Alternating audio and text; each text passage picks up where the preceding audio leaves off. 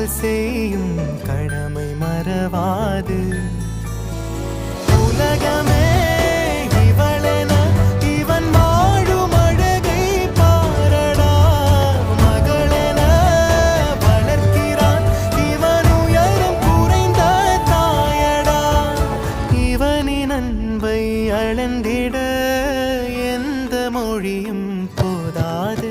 இவன் அண்ணன் பாதி தந்தை மீதி ஆனானே ஆனானே. தம்பி என்ற நிலையை கடந்து போனானே போனானே. ஆழி சூழ்ந்த உலகிலே